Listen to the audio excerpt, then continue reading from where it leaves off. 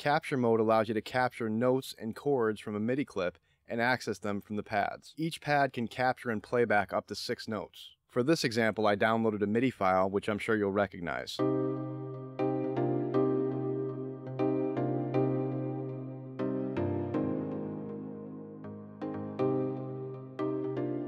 capture the notes and chords from this clip, I'll just press capture.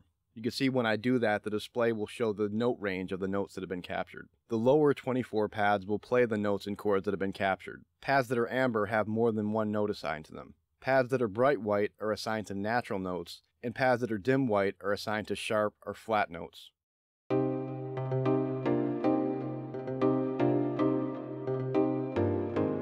The upper 2 rows of pads are laid out as a 1-octave keyboard. These display the notes that are played from the lower 24 pads.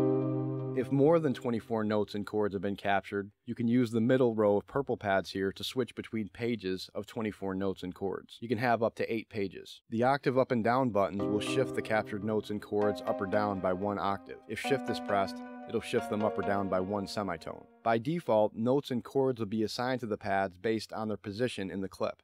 Switching this to note will make it so that notes and chords are assigned in note order.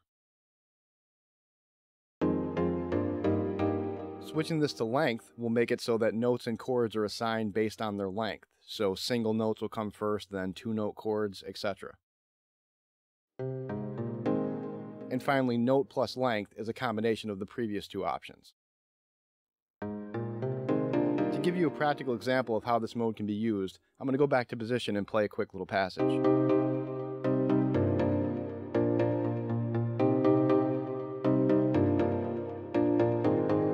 As we just saw, you can use this mode to play one instrument. You can also use it to play multiple instruments at the same time. Each note in the chord is sent out on a different MIDI channel. For example, the first note is sent out on channel 3, second on channel 4, etc. Here I've created 4 tracks that are each set up to receive from a different MIDI channel. I can now play the instruments on these 4 tracks at the same time.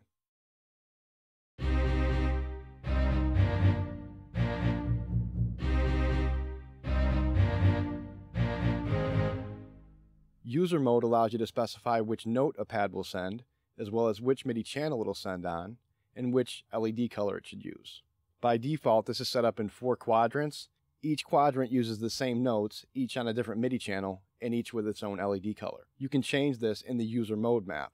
The user mode map file is where you'll specify the settings for this mode. For each pad, you can specify the LED color, the MIDI channel, and the note.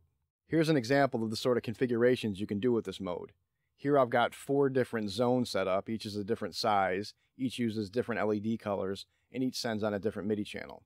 In Live, I've created 4 tracks, 1 for each of the zones that I've set up. This first zone here is set up to play a C minor scale. The second zone is also set up to play a C minor scale, just an octave down. The lower pads here are set up to play a drum rack, and these red pads here are set up to trigger arpeggiated effects. And of course I can play multiple zones simultaneously like this.